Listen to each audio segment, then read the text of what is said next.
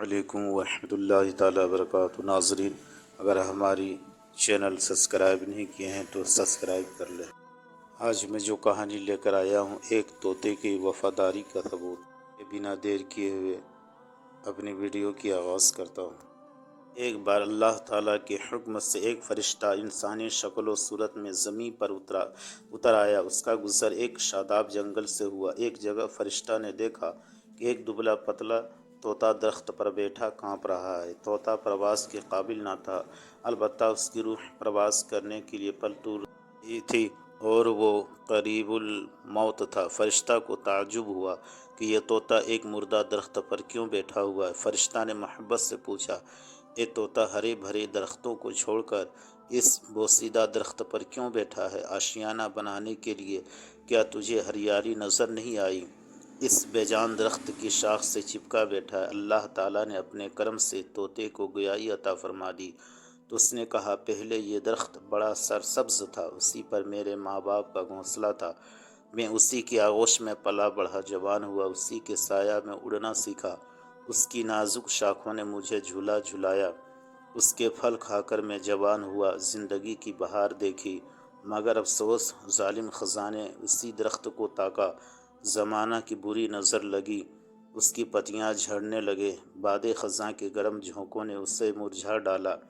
نتیجہ کے طور پر یہ خشک ہو گیا، سب اسے چھوڑ کر چلے گئے، البتہ میں نے اس کا ساتھ چھوڑنا گوارا نہیں کیا۔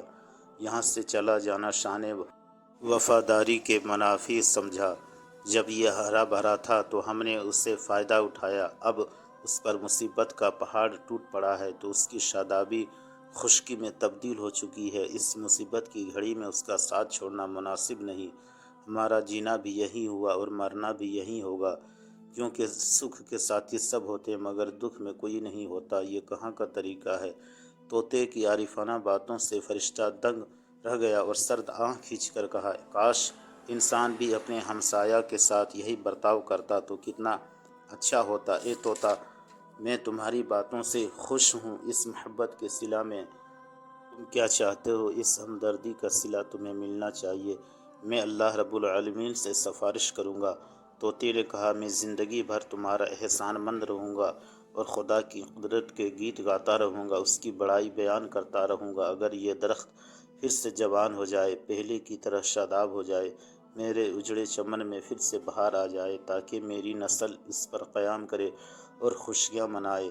طوطا یہ کہہ کر خاموش ہو گیا۔ چند لمحہ بعد فرشتہ غائب ہو گیا اور تھوڑی دیر میں مردہ درخت میں جان پڑ گئی۔ دوستو، ایک پرندہ کی وفاداری ملاحظہ کیجیے اور دوسری طرف موجودہ دور کے انسان کا کردار گفتار دیکھیے۔ کہانی کیسی لگی کمنٹ سیکشن میں بتائیں۔ خدا حافظ۔